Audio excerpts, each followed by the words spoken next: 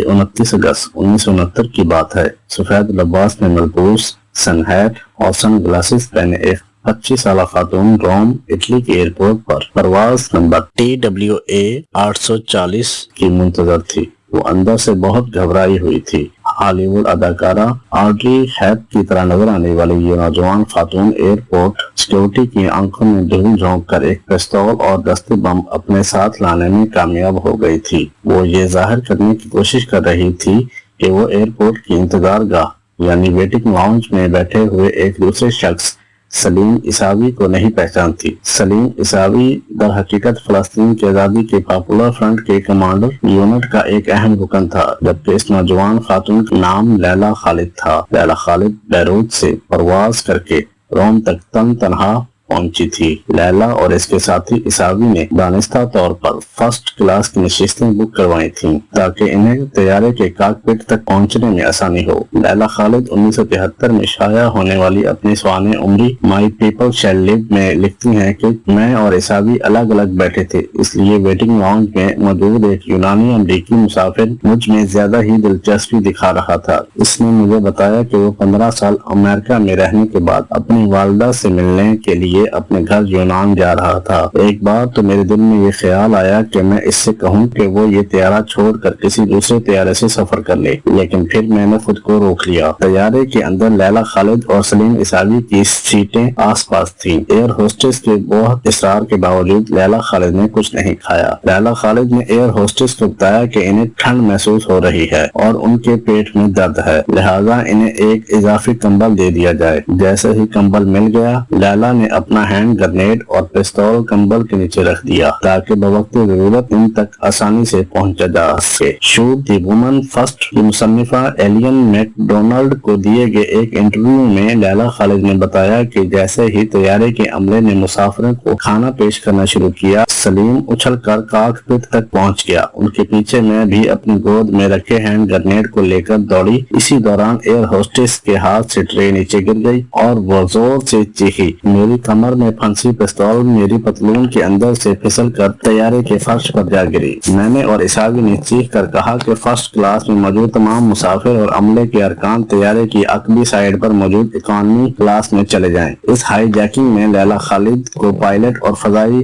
Traffic control room से बात करने का किरदार दिया गया था। इब्तिदा में लैला ने पायलट से तैयारे को इसराइल के लूद एयरपोर्ट ले जाने के लिए कहा, जिसे अब डेविड बेन गोरियन एयरपोर्ट कहते हैं। जैसे ही तैयारा इसराइली खित्ते में दाखिल हुआ, इसके साथ साथ इसराइली फौज के 3 मिराज तैयारे प्रवास करने लगे। जंगी तैयारों को देखकर मुसाफिरों में खौफ व हिरास फैल गया। उनका ख्याल था कि इसराइली फिजाइया उनके तैयारे को मार गिराएगी। लैला खालिद ने एयर ट्रैफिक कंट्रोल से राब्ता किया और कहा कि अब हमें फ्लाइट TWA 840 की बजाय PFLP यानी फ्री अरब फलस्तीन के नाम से पुकारेंगे। तैयारे के पायलट ने पहले लैला की हिदायत मानने से इनकार किया, लेकिन जब लैला ने इसे अपना दस्ते बम दिखाया तो उन्होंने हिदायत पर अमल करना शुरू कर दिया। लोड एयरपोर्ट की तरफ जाने का हुक्म सिर्फ इसराइलियों को चकमा देने के लिए था। जहाज लोड एयरपोर्ट के ऊपर से गुजरा। नीचे सैकड़ों इसराइली फौजी और टैंक हाईजैकरों से निपटने के लिए तैयार खड़े थे। तब लैला खालिद ने पायलट को तैयारा दमिश्क ले जाने का हुक्म दिया। रास्ते में उन्होंने पायलट से कहा कि वो उसे उनकी जाए पैदाइश हैफा के ऊपर से ले जाए। बाद में लैला खालिद ने अपने सुआने उम्री में लिखा, जब मैंने फलस्तीन को ऊपर से देखा तो 1 मिनट के लिए मैं ये भूल गई कि मैं किसी मुहिम का हिस्सा हूँ। मेरे दिल में ये होक उठी कि मैं अपनी दादी, अपनी फूफियों और वहाँ मौजूद हर फर्द को पुकार कर कहूँ कि हम वापस आ रहे हैं। बाद में पायलट ने भी कहा कि जब हम हैफा के ऊपर उड़ रहे थे तो इसने मेरे चेहरे के रोंगटे खड़े होते देखा था। दमिश्क एयरपोर्ट पर लैंडिंग के बाद सलीम इसावी ने तैयारे के कॉकपिट में धमाका खेज मवाद डाल दिया और उसे उड़ा दिया। इनके बाद बकौल फलस्तीनी इमाम की जानिब दुनिया की तवज्जो राग़िब करने का ये सबसे मुअस्सर तरीका था। लैला खालिद को अक्सर तारीख की पहली खातून हाईजैकर कहा जाता है, लेकिन बहुत कम लोग जानते हैं कि इस वाक़े से 3 साल कबल 1966 में कोंडोरोस ऑर्गेनाइजेशन की जानिब से तैयारे को हाईजैक करके इसे फॉकलैंड ले जाने वाली भी एक खातून थी। एलियन मैकडोनाल्ड अपनी किताब शूट द वुमन फर्स्ट में लिखती हैं, PFLP की क़यादत में इस हाईजैकिंग की तशरीह से बहुत खुश थी। उन्हें मशरिक़ वस्ता के ममालिक के दौरे पर भेजा गया, लेकिन इनके आस पास محافظوں کا ایک حفاظتی پہرا تھا۔ لیلا خالد عرب دنیا کی ہیروئن بن چکی تھیں۔ اس کے بعد لیلا خالد نے اپنی نازک رخساروں، آنکھوں اور منہ کی 6 جگہ سے پلاسٹک سرجری کروائی تاکہ ان کی صورت شکل بدلی جا سکے اور وہ دوسری ہائی جیکنگ کے لیے تیار ہو سکیں۔ ستمبر 1970 میں لیلا خالد نے لبنان سے یورپ کا رخ کیا۔ 4 ستمبر گرمی کے اسٹکارٹ میں انہوں نے پیٹرک اور گیلو سے ملاقات کی جو اگلی ہائی جیکنگ میں ان کے ہمراہ جانے والے تھے۔ یہ دونوں پہلے کبھی ایک دوسرے سے نہیں ملے تھے۔ 6 ستمبر کو دونوں اسٹکارٹ سے نیو یارک کا ٹکٹ لے کر ایک ساتھ ہالینڈ گئے تھے۔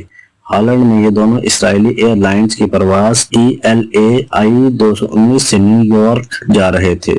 سارا ارونگ اپنی کتاب لیلا خالد آئیکن آف فلسطین لبریشن میں لکھتی ہیں جب یہ دونوں طیارے میں سوار ہوئے تو انہیں معلوم نہیں تھا کہ ان کے 2 ساتھی جنہیں اس ہائی جیکنگ میں ان کی مدد کرنی تھی انہیں اسرائیلی ایئر لائن کے عملے نے نشستیں دینے سے انکار کر دیا تھا۔ ہائی جیکنگ کی منصوبہ بندی کرتے ہوئے یہ فیصلہ کیا گیا تھا کہ اس پرواز کے اغوا میں 2 سے زیادہ افراد کی ضرورت ہوگی کیونکہ اس طیارے میں مسلح سیکورٹی گارڈز موجود ہوتے ہیں اور طیارے میں سوار ہونے والوں کی 3 بار تلاشی لی جاتی ہے۔ اس بار لیلا خالد اور ان کے ساتھی اکانومی کلاس میں بیٹھے تھے۔ لیلا خالد نے میڈیا سے بات کرتے ہوئے بتایا تھا کہ آرگیولو کو پتا تھا کہ اسے کیا کرنا ہے اور میں جانتی تھی کہ مجھے کیا کرنا ہے۔ ہمارے پاس ہتھیار تھے، میرے پاس 2 دستی بم تھے، پیٹرک ارگیلیو کے پاس ایک ہینڈ گرنیڈ تھا۔ جب لیلا خالد کاکپٹ کی طرف بھاگی تو پائلٹ نے پہلے ہی اس کا دروازہ اندر سے بند کر رکھا تھا۔ ڈیوڈ را نے اپنی کتاب ٹیرر ان بلیک ستمبر میں لکھا ہے کہ لیلا خالد نے اپنے خصوصی طور پر تیار کردہ لباس سے دونوں ہینڈ گرنیڈ نکالے ہی تھے کہ طیارے میں سوار گارڈز نے فائرنگ شروع کر دی۔ پیٹرک ارگیلیو نے جوابی فائرنگ کی۔ اس دوران پیٹرک ارگیلیو کو بھی گولی لگی۔ لیلا پر 2 گارڈ اور مسافروں نے حملہ کیا۔ لوگوں نے انہیں مارنا شروع کر دیا جس سے ان کی بہت سی پسلیاں ٹوٹ گئیں۔ اس دوران ہوشیار پائلٹ نے اچانک طیارے کو نیچے کی جانب موڑ دیا جس کی وجہ سے لیلا خالد اپنا توازن کھو بیٹھی اور نیچے گر پڑی۔ مسافروں پر اس کا کوئی اثر نہیں ہوا کیونکہ ان کی سیٹ بیلٹ بندھی ہوئی تھی۔ طیارہ نمایاں طور پر نیچے آ گیا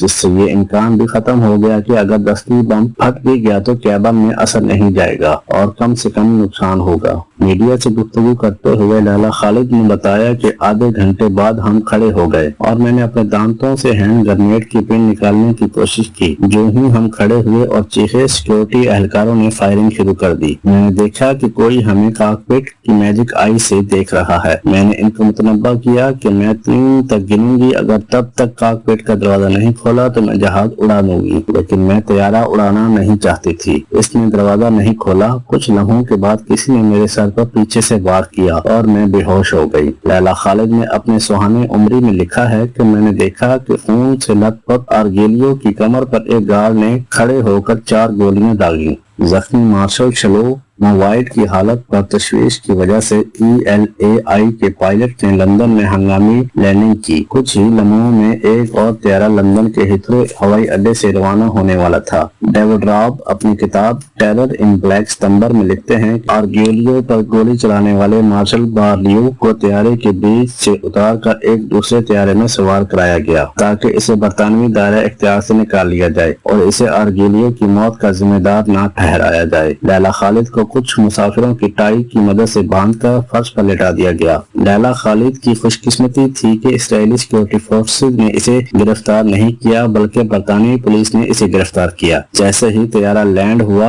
پیٹرک ارگیلیو کی لاش کو ایمبولینس میں منتقل کر دیا گیا۔ لیلا خالد اپنے سوانح عمری مائی پیپل شیل لیو میں لکھتی ہیں کہ میں نے سیکورٹی اہلکاروں سے درخواست کی کہ وہ میرے ہاتھ کھول دیں۔ میں نے پیٹرک کے جسم کے پاس کھڑی ہو کر اس کا ہاتھ تھام لیا۔ میں نے اس کے زخموں کا جائزہ لیا اور دوستی کے جذبے سے مغلوب ہو کر رو پڑی۔ یہ میرے لیے بہت افسوسناک لمحہ تھا کیونکہ میں یہ سوچ رہی تھی کہ اس کی بجائے مجھے مر جانا چاہیے تھا کیونکہ یہ ہماری لڑائی تھی، وہ تو ہماری مدد کرنے آیا تھا۔ لیلا خالد کو لندن کے ایکنگ پولیس اسٹیشن لے جایا گیا جہاں کچھ دنوں تک چیف سپرنٹینڈنٹ ڈیوڈ پریو نے ان سے پوچھ گچھ کی کہ لیلا نے پڑھنے کے لیے کچھ مواد طلب کیا۔ جب انہیں کچھ خواتین کے رسالے پڑھنے کے لیے دیے گئے تو وہ ناراض ہو گئیں اور لینے سے انکار کر دیا۔ پھر انہیں اخبارات دستیاب کرائے گئے۔ جب ایک خاتون گارڈ کو ان کے کمرے میں بٹھانے کی کوشش کی گئی تو لیلا نے غصے سے جواب دیا، میں خود کو نہیں ماروں گی، مجھے ابھی اور بھی مہمات میں حصہ لینا ہے۔ جب لیلا خالد نے اپنی خواہش کا اظہار کیا کہ وہ کچھ دیر کے لیے کھلی ہوا میں سانس لینا چاہتی ہیں تو انہیں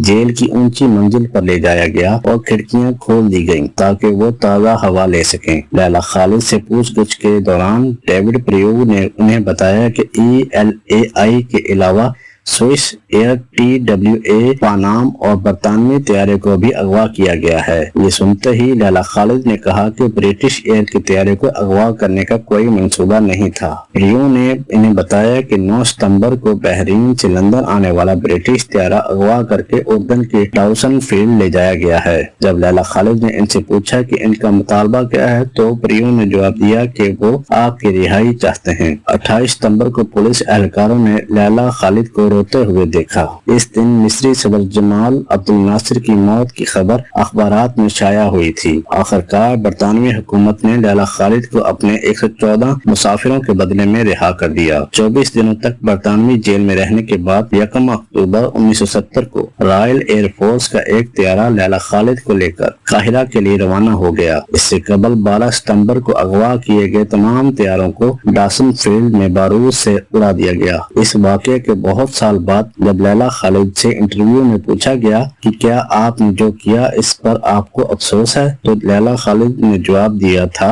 بالکل بھی نہیں۔ ان سے پھر سوال کیا گیا کہ آپ کی وجہ سے جہاز میں سوار سینکڑوں مسافر دہشت زدہ ہوئے اور انہیں ذہنی صدمہ پہنچا اور طیارے کا عملہ بھی بری طرح زخمی ہوا۔ لیلا خالد نے جواب دیا میں معافی مانگ سکتی ہوں کہ انہیں صدمہ پہنچا لیکن وہ محفوظ رہے۔ اس کارروائی کا مقصد ان کو تکلیف دینا نہیں تھا لیکن آپ کو یہ بھی دیکھنا چاہیے کہ بحیثیت انسان ہم نے اور ہمارے انسانی حقوق کو بھی نظر انداز کیا گیا۔ 77 سالہ لیلا خالد اس وقت عمان میں مقیم ہیں۔ ان کی شادی فیاض ارشد ہلال سے ہوئی ہے۔ ان کے 2 بچے بدر اور بشر ہیں اور انہیں دیکھ کر اب کوئی یہ نہیں کہہ سکتا کہ چیک کفایہ پہنے ہاتھوں میں AK-47 لیے یہ خاتون کسی زمانے میں فلسطینی جدوجہد کی سب سے اہم کمانڈر تھی۔